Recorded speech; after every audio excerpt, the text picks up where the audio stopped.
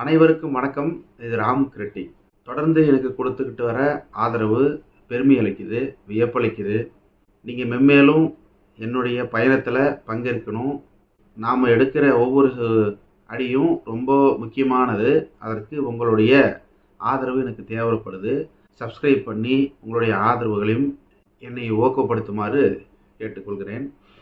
எடப்பாடி பழனிசாமி அவர்கள் முதல்ல ஒரு பொதுக்குழு செயற்குழு கூட்டி 23 தீர்மானங்களை போட்டிருக்கிறார். தற்புறமை பேசுகின்ற தீர்மானங்கள் அதில் அதிகம். ரெண்டாவது நிறைய ஃபால்ஸ் இருக்குது அதில். அது என்னென்ன தீர்மானம் அவர் போட்டிருக்காருன்னு ஃபுல் டீட்டெயில் 23 தீர்மானத்தையும் படிக்கிறோம். அதுக்கான விளக்கத்தையும் நம்ம ஸ்டைலில் வைக்க போகிறோம். தொடர்ந்து வீடியோவை பாருங்கள். ஃபஸ்ட்டு தீர்மானத்தை படிச்சிடலாம். அதிமுக பொதுச் செயலாளராக பொறுப்பேற்று கட்சியை சிறப்பாக வழிநடத்தி வரும் எடப்பாடி பழனிசாமிக்கு பாராட்டுக்கள். இதுக்கு பேர் தீர்மானமா? நீங்கள் சரியாக நடத்தியிருந்தா உங்கள் கட்சியில் இருக்கிற தொண்டர்கள், உங்கள் கட்சியில் இருக்கிற மூத்த நிர்வாகிகள் உங்களை பாராட்டணும். உங்களை நீங்களே பாராட்டிக்கிறதுக்கு பேர் தீர்மானமா? புரியல. மதுரையில் நடைபெற்ற பொன்விழா எழுச்சி மாநாட்டு வெற்றி பெற்றதற்கு நன்றி பாராட்டு. அருமை. உங்களை நீங்களே புகழ்ந்துக்கிற மாதிரி இருக்கு இல்லையா? இதுதான் தீர்மானமா?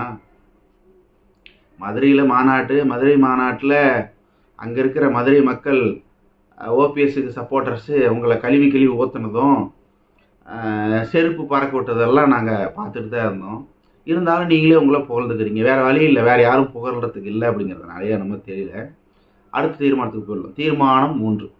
மிக்ஜா புயலை முன்பே எதிர்கொள்ள திட்டமிடாமல் மக்களுக்கு தேவையான நிவாரண உதவிகளை செய்யாமல் இருக்கும் திமுக அரசுக்கு கண்டனங்கள்.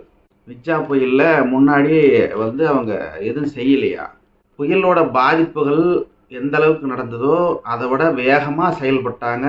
அங்கே இருக்கிற சென்னை வாழ் மக்களுக்கு எல்லாம் தெரியும். அது இல்லாத இந்த வடிகால் பணிக்கு வாங்கின 4000 கோடிகளும் அவர் சிறப்பாக செலவு பண்ணியிருக்கிறாரு. அதனால தான் சென்னை பெரும் பாதிப்புலேருந்து மீண்டதுன்னு மத்திய அமைச்சரோட தணிக்கை குழு புயலுக்கு அப்புறமா,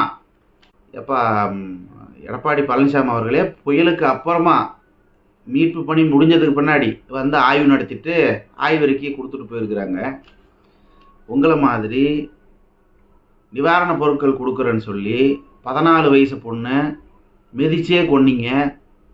கொஞ்சம் கூட ஒரு முன்னேற்பாடு இல்லாமல், ஏற்கனவே ஒரு சிஎம்மாக நீங்கள் வேறு ஒரு 4 வருஷம் இருந்திருக்கிறீங்க. என்ன நடக்கு ஏது நடக்குன்னு தெரியாமையே கொடுத்து அப்படி ஒரு உயிர் பலியெல்லாம் அவங்க ஏற்படுத்தலை. ஒரு விஷயம் கேட்காமலேயே உடல் ஊனமற்றவர்களுக்கெல்லாம் என்ன பண்ணீங்க அப்படின்ற மாதிரி ஒரு கேள்வி அவராக கேட்டு அவங்களுக்கு என்னென்ன தேவைப்படுதுன்னு சொல்லுங்கள் தரேன்னு சொல்லி உதயநிதி ஸ்டாலின் அவர்கள் தேடி உதவி செஞ்சார். அதிமுக கவர்மெண்ட்டில் 2015 செம்பரம்பாக்கம் ஏரியை நீங்கள் வேணும்னே மூடி வச்சு மக்களை கொல்றதுக்காக நீங்கள் திட்டமிட்டு கரெக்டாக கடைசி நேரத்தில் திறந்து விட்டு 750 உயிரை பலி வாங்கினீங்க அம்மா ஆட்சியில். நீங்கள் ஒன்றே அம்மா ஆட்சி எனக்கு ஒன்றும் தெரியாதுன்னு நகர முடியாது. நீ அம்மா வழியான ஆட்சி தான் நடத்துகிறீங்க. அப்போ நீங்களும் அப்படி தான் இருப்பீங்க. நீங்கள் நடக்கிற ஆளுங்கட்சியை கண்டனம் இப்படியெல்லாம் சொல்கிறீங்க. சிறப்பாக செயல்படுகிறது ஆளுங்கட்சி என்பதை மறுபடியும் உங்களுக்கு சொல்ல கடமைப்பட்டிருக்கிறேன். அடுத்து, சட்டமன்றத்தில் எதிர்க்கட்சி தலைவர் பேசும்போது ஒளிபரப்பு செய்யாமல் இருட்டடிப்பு செய்வதற்கு கண்டனம். எதிர்க்கட்சி துணைத் தலைவர் இருக்கை சம்பந்தமாக சட்டமன்ற மரபுகளை கடைபிடிக்காத பேரவைத் தலைவருக்கு கண்டனம். முதல்ல எதிர்க்கட்சி இருக்கையில் உட்காந்தீங்கல்ல, அப்போது இரட்டை தலைமை ஆட்சின்னு தானே உட்காந்தீங்க. நீங்களே தானே அவரை கூட்டு உட்கார வச்சு அவருக்கு நல்லது கெட்டது அவர் கூடயே நீங்கள் வச்சுக்கிட்டு இருந்தீங்களா இல்லையா? இப்போது உங்களுக்கும் அவருக்கும் குழாயடி சண்டை. அதுக்கு சபாநாயகர் உங்களுக்கு கண்டனமா? சபாநாயகர் நீங்கள் சொல்கிறது கேட்கணுன்றதை நீங்கள் சொல்கிறீங்க. இது எந்த வகையில் நாயன்னு ஒன்றும் தெரியல.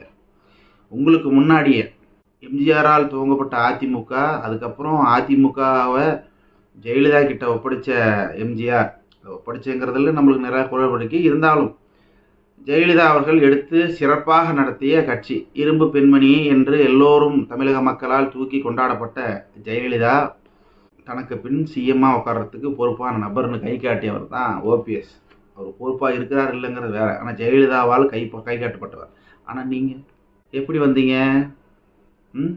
தரையில் நீச்சல் அடிச்சுட்டு போய் நீங்கள் காலில் விழுந்து வாங்கின பதவி. இப்போ நீங்கள் எதிர்கட்சி தலைவராக உட்கார்ந்ததுக்கும் அவங்க போட்ட பிச்சை. பக்கத்தில் உட்காந்துட்டு இருக்கிறவன சக மனிதரை சக கட்சிக்காரங்களை உங்களால் ஒரு சரிசமமாக நடத்த முடியல. அவர் சமாதானம் பண்ணி உங்களோடையே பயணிக்க கொண்டு போக முடியல. நீங்கள் சபாநாயகர் குற்றம் சொல்கிறீங்க. ரெண்டாவது, நீங்கள் என்ன பெருசாக பேசிட்டு போகிறீங்க? நீங்கள் பேசுனது எல்லாத்தையும் நாங்கள் பார்த்துட்டு தான் இருக்கிறோம். இது வரைக்கும் நீங்கள் எதையும் பெருசாக ஒன்றும் வச்சது கிடையாது.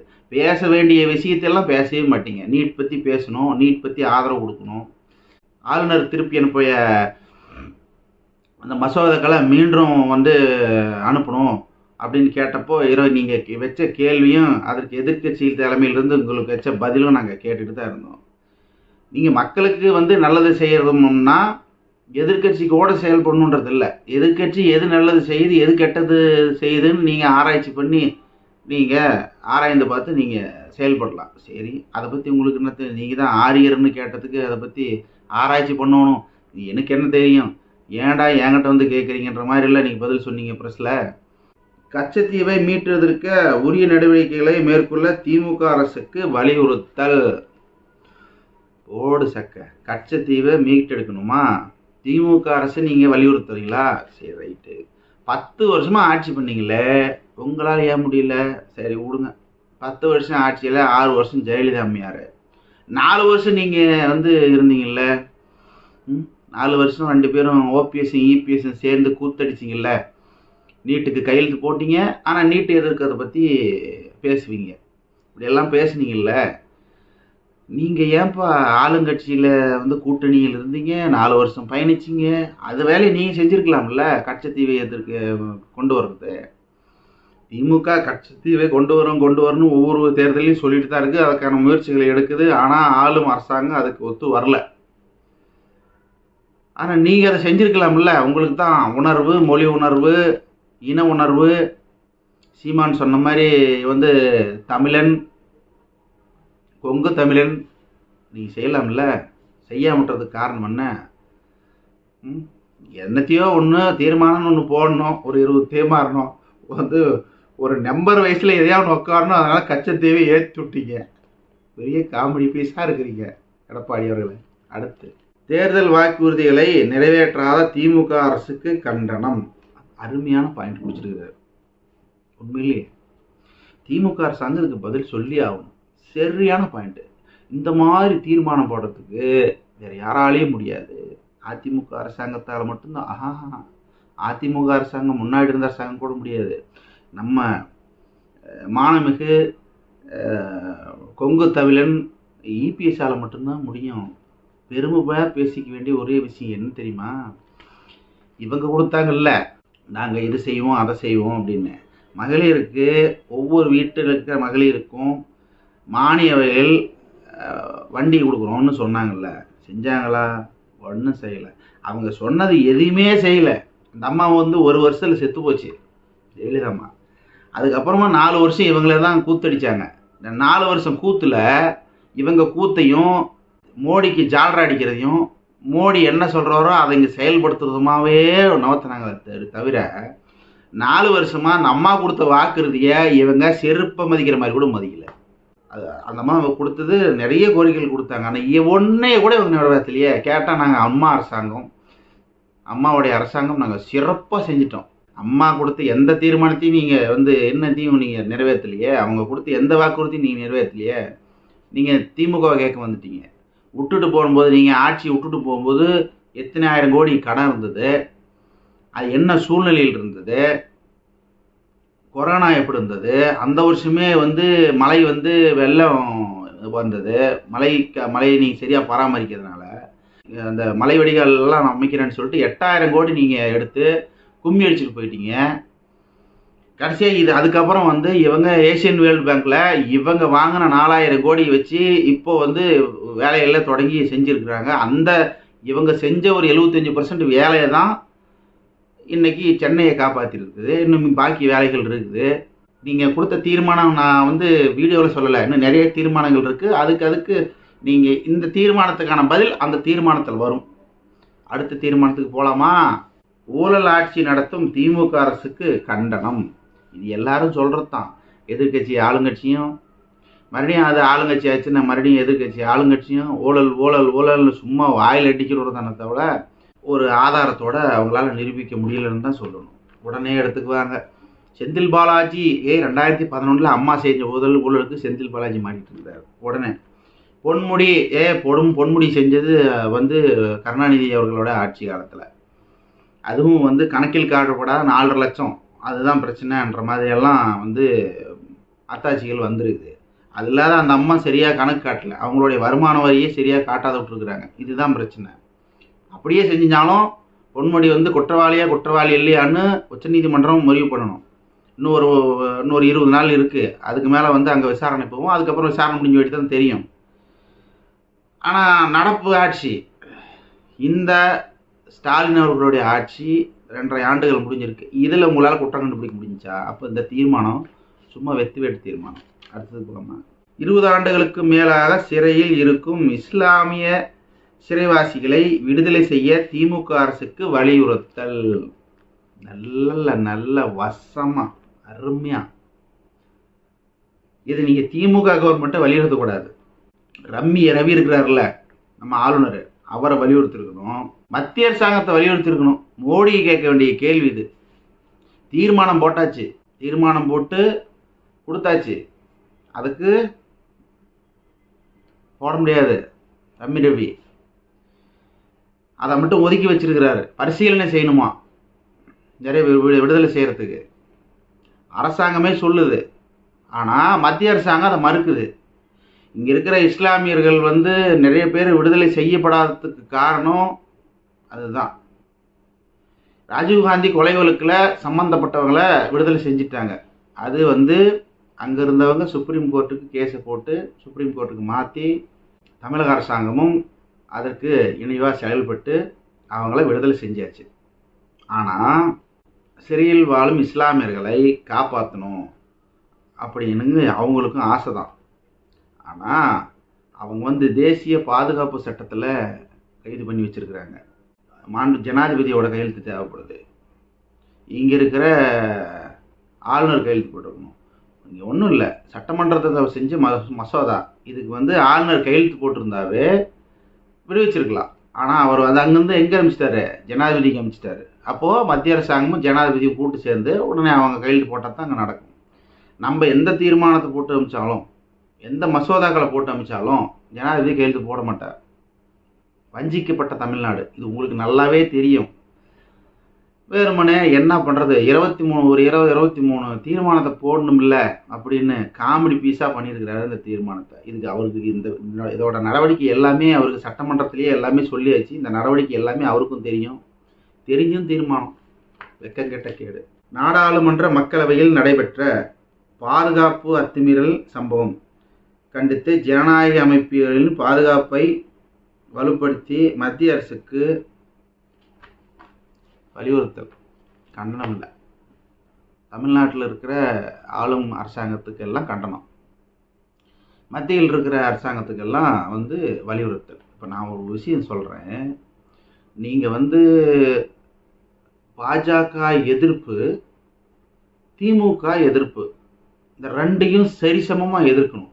எதிர்த்தா தான் உங்களுக்கு இஸ்லாமியர்களும் பிற மதங்களும் தாழ்த்தப்பட்ட மக்களுக்கும் இவங்களுடைய ஓட்டுகள் எல்லாம் உங்களுக்கு விழுவும். பிஜேபியை வந்து எதிர்க்க மாதிரி எதிர்க்கிறார், புரியுதுங்களா?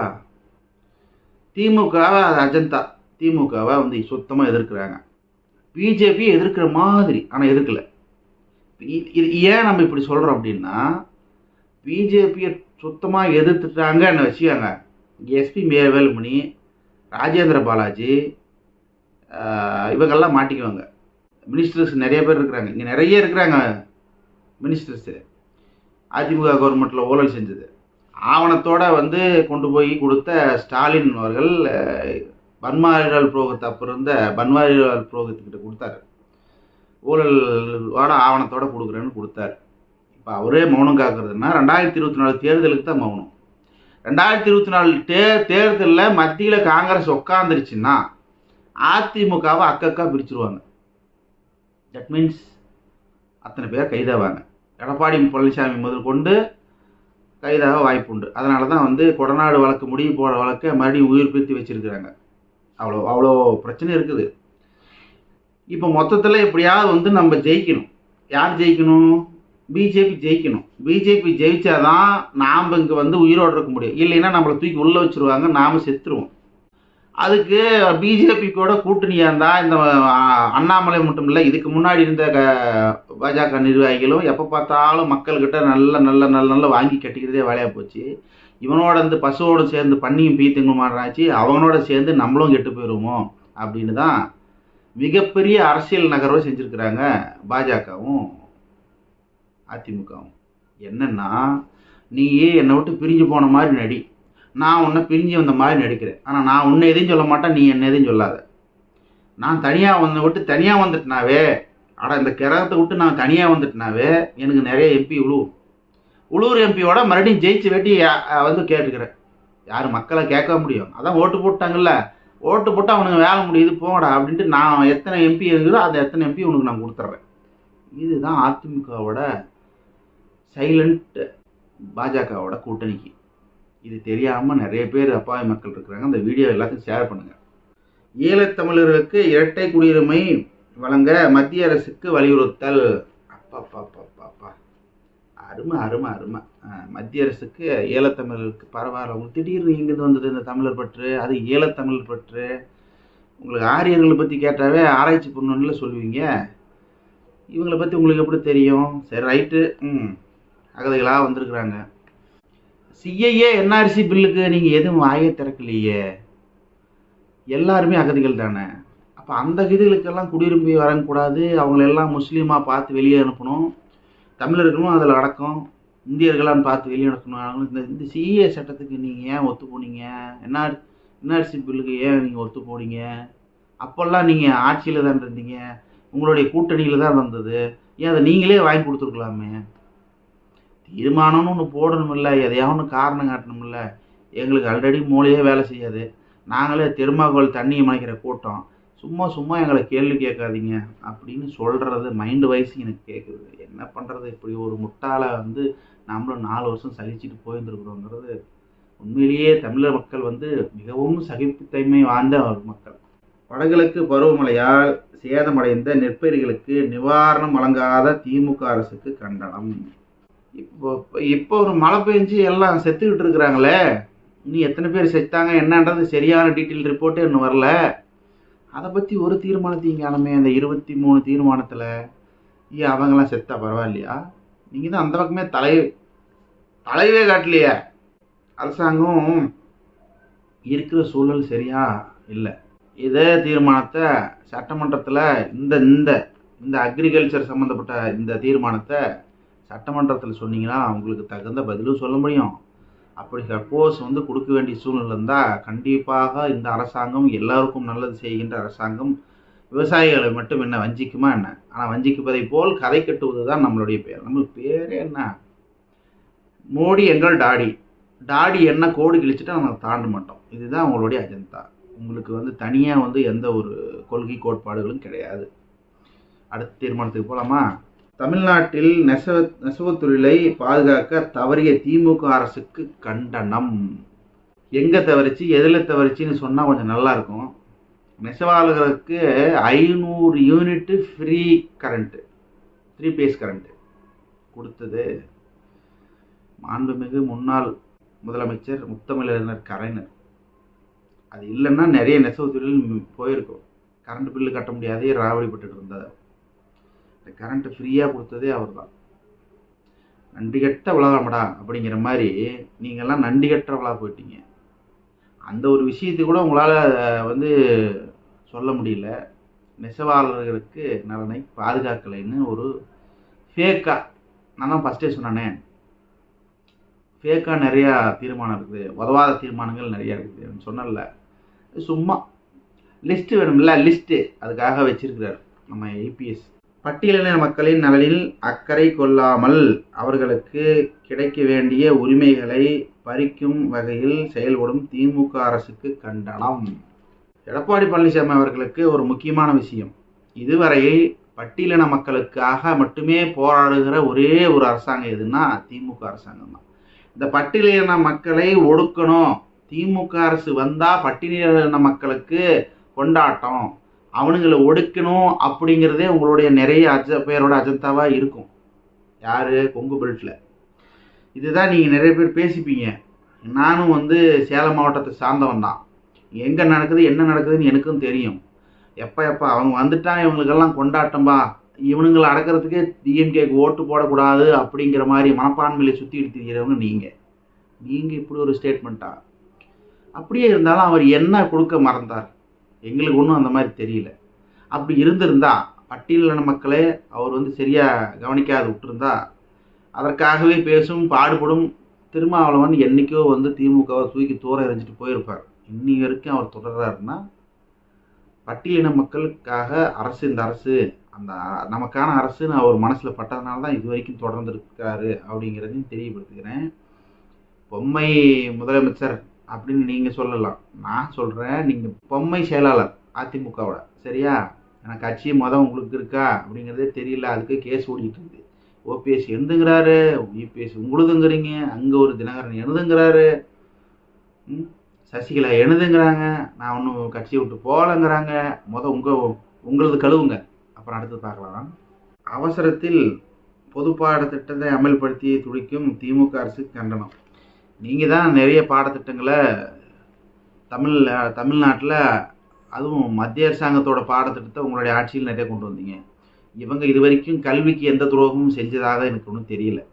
திமுக அரசாங்கம் இப்போ நடந்துட்டு இருக்க அரசாங்கமும் சரி, இதுக்கு முன்னாடி நடக்காமல் இதுக்கு முன்னாடி இருந்த அரசாங்கமும் தெரியும். பகிரங்கமாக சொல்கிறேன், இது வரைக்கும் கல்விக்காக அவங்க எந்த ஒரு துரோகமும் அவங்க செஞ்சதில்லை.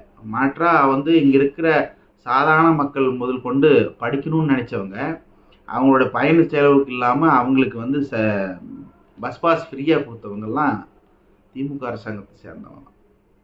அதை நீங்கள் மறுக்கவும் முடியாது, வரலாற்றை அழிக்கவும் முடியாது. நீங்கள் வரலாற்றை உருவாக்க நினைக்கிறீங்க. தமிழ் உள்ளிட்ட 22 மொழிகளில் அனைத்தையும் அலுவல் மொழியாக அறிவிப்பதும் வகையில் சட்ட திருத்தம் கொண்டு வர மத்திய அரசை வலியுறுத்தல். சென்னை உயர்நீதிமன்றத்தில் வழக்காட்டு மொழியாக தமிழ் மொழியை கொண்டு வர வலியுறுத்தல்.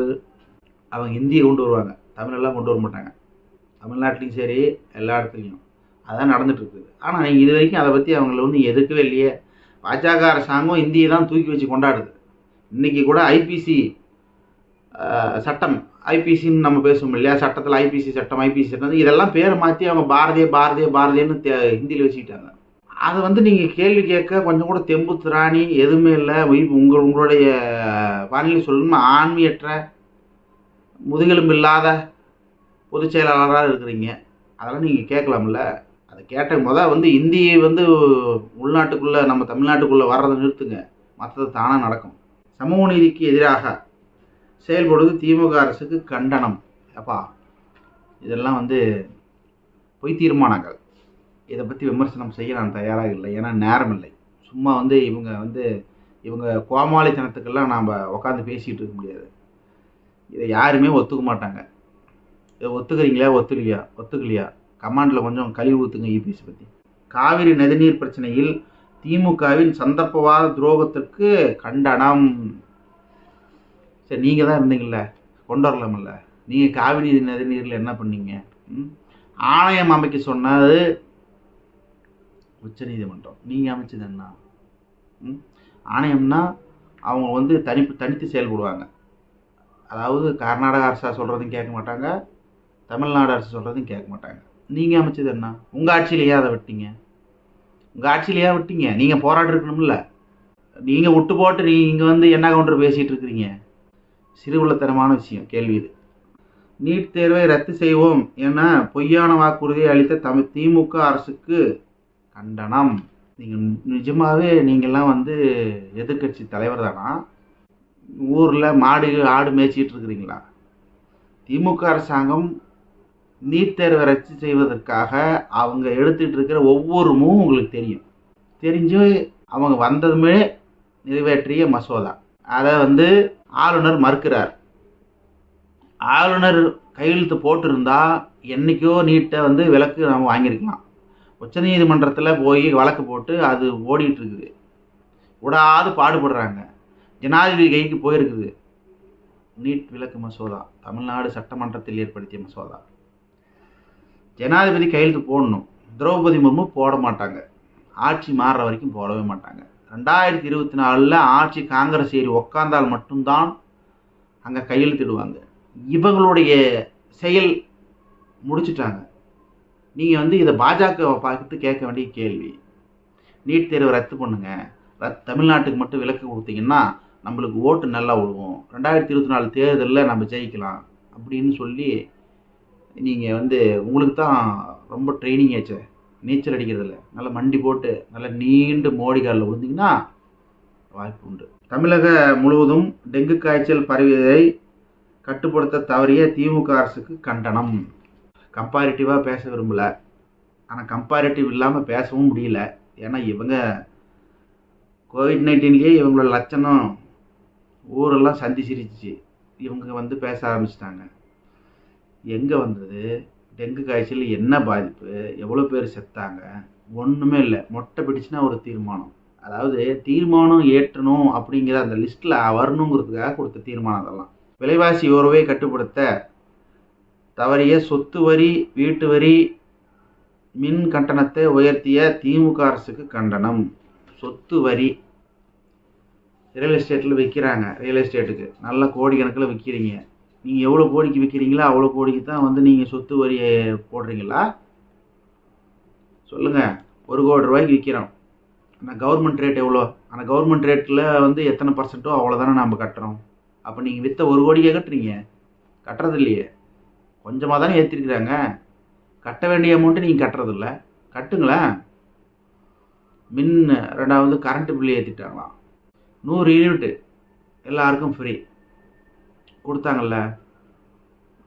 அதை கொடுக்க முடியல. என்ன காரணம்? அதானி நிலக்கரி ஊழல் 1க்கு 2 மடங்கு. மொத்த இந்தியாவுக்கும் சப்ளை அதானி தான் நிலக்கரி. அது உங்களுக்கு நல்லாவே தெரியும். 1க்கு 2 10 ரூபாய் ஒரு கிலோவுக்கு விற்க வேண்டிய, ஒரு உதாரணத்துக்கு சொல்கிறேன், 10 ரூபாய் விற்க வேண்டிய நிலக்கரி 20 ரூபாய்க்கு விற்றார். அதுக்கு மத்திய அரசாங்கம் ஜாலரா தட்டிச்சு. கிட்டத்தட்ட 20,000 கோடி அதில் அவர் சம்பாதிச்சார். அவர் அடிச்சுட்டு போன 20,000 கோடிக்கு நாம் இப்போ கப்பம் கட்டிகிட்டு இருக்கிறோம். வேறு வழி இல்லை. ஏறிடுச்சு, ஏற்றித்தான் ஆகணும். அதே மாதிரி தமிழ்நாட்டில் மட்டும்தான் இலவச மின்சாரமும், அதுவும் யூனிட்டோட ப்ரைஸ் தமிழ்நாட்டில் மட்டும்தான் கம்மி. மற்ற நீங்கள் கர்நாடகாவில் எடுத்துக்கிட்டிங்கன்னா ரொம்ப அதிகம். இங்கே மட்டும்தான் மின் கட்டணம் கம்மி. கட்டுறது ஒன்றும் தப்பு இல்லை, தாராளமாக கட்டலாம். முல்லை பெரியாறு அணை நீர்மட்டத்தை உயர்த்த எந்தவித நடவடிக்கையும் எடுக்காத திமுக அரசுக்கு கண்டனம். முடியல. இதெல்லாம் ஃபேக் தீர்மானம், கவுண்ட்டுக்காக போட்ட தீர்மானம். குளறுபடி இல்லாத வாக்காளர் பட்டியல் அமைத்திட இந்திய தேர்தல் ஆணையத்தை வலியுறுத்தல். தேர்தல் ஆணையத்திலேயே குளறுபடி இருக்குது. தேர்தல் ஆணையத்தோட எலெக்ஷன் கமிஷனரை நியமிப்பதிலேயே குளறுபடி இருக்குது. அதுக்கே ஒரு சட்டமெல்லாம் வந்திருக்குது. முதல்ல அதை பற்றி பேசுங்க, அப்புறமா இதை கொண்டு வரலாம். எலெக்ஷன் கமிஷனர் ஆளுங்கட்சி தேர்ந்தெடுக்குது, ஒரு சப்போர்ட்டாக இருக்கும் அப்படிங்கிறதுனால தான் நீங்கள் திறக்க மாட்டேங்கிறீங்க. பாஜகவோட கூட்டணியில் தான் ஸ்டில் இருக்கிறீங்க, மறைமுக கூட்டணி. அதனால தான் நீங்கள் அதை பற்றி வாயை திறக்க மாட்டேங்கிறீங்க. அதை பற்றி பேசணும், ஆனால் பேச தவறுகிறது இந்த எதிர்க்கட்சிகள். நாடாளுமன்ற தேர்தலில் 40 தொகுதிகளிலும் வெற்றி பெற அதிமுக தொண்டர்கள் கட்சி பணியாற்றிட வேண்டும். இதுக்கு தீர்மானம் போட்டு தொண்டர்களுக்கு சொல்கிறதுக்கு நீங்கள் ஒழுங்காக கட்சி பணியாற்றினீங்கன்னா அரசன் எவ்வளியோ அவ்வளியே மக்கள் அப்படிங்கிற மாதிரி நீங்கள் ஒழுங்காக தீர்மானத்தை போட்டு ஒழுங்காக கட்சியை வழிநடத்தி ஒழுங்காக அண்ணா திராவிடம் அப்படின்னு பேர் வச்சுருக்கிறீங்களா, அந்த அண்ணான்னு வச்சுருக்கிறீங்களே, அந்த அண்ணாங்கிற பேருக்கு தகுந்த மாதிரி செயல்பட்டிங்கன்னா மக்கள் உங்கள் மேலே பேரன்பு கொண்டு வாக்களித்து 40 தொகுதி இல்லை, இன்னும் 2 தொகுதி தமிழ்நாட்டில் வந்தாலும் அது அதிமுகவே ஜெயிக்க வாய்ப்பு உண்டு. இது சாமானியனுக்கு தெரியுது, இந்த பேமானியனுக்கு தெரிய மாட்டேங்குது. எதிர்க்கட்சி தலைவர் அப்படின்ற ஒரு பொறுப்பு ரொம்ப ரொம்ப முக்கியமான பொறுப்பு. ஆளுங்கட்சியை பல வகையில் கேள்வி கேட்கலாம். அது மட்டும் இல்லாமல் ஆளுங்கட்சி அதை செய்யுங்க அப்படின்னும் வழியும் நடத்தலாம். ஆனால் நீங்கள் வைக்கிறதெல்லாம் ஃபால்ஸ் நோட்டு. எதிர்க்கட்சியை குற்றம் சொல்லியே ஆகணும் அப்படிங்கிறதுக்கு தான் நீங்கள் நிறைய தீர்மானங்கள் இருக்குது. எங்கேயுமே பாஜக அரசாங்கத்தை கண்டனம் அப்படிங்கிறது கொண்டே போகலை. அது என்ன தெரியுதுன்னா, தீர்மானத்திலேயே கண்டனம் சொல்ல உங்களுக்கு முதுகெலும்பு இல்லை. நீங்கள் எங்கே பாஜகவை எதிர்த்து பேச போறீங்க? பொம்மை முதலமைச்சர்னு ஸ்டாலின் சொல்றீங்க. நீங்கள் திமுக அதிமுகவோட நீங்கள் செயலாளராக இருக்கிறீங்களா? அதுலேயே ஏகப்பட்ட குளறுபடி. எஸ்பி வேலுமணியும் ஜெயக்குமாரும் திரும்பிக்கிட்டாங்கன்னா டண்டனக்கான் டானு தான். இது போன்ற கோமாளிகளை உருவாக்கி விட்டு செஞ்சுட்டாங்க ஜெயலலிதா அப்படிங்கிறத பார்க்கும்போது நினைக்கும்போது ஜெயலலிதா அம்மையார் மேலே நம்மளுக்கு ஒரு வெறுப்பு தான் வருது. அவங்க மேலே இருக்கிற மரியாதை குறைஞ்சி என்ன செய்கிறது? இந்த கோமாளிகளை வச்சு நாம் பயணம் செய்ய வேண்டியது இருக்குது. மக்களே, எனக்கு தொடர்ந்து ஆதரவளித்தவர்களுக்கு, இந்த வீடியோவை கடைசி வரைக்கும் பார்த்தவர்களுக்கு எல்லோருக்கும் நன்றி. அடுத்து ஒரு நல்ல பதிவுடன் உங்களை சந்திக்கிறேன். உங்களிடமிருந்து விடைபெறுவது நான் ராம். நன்றி, வணக்கம்.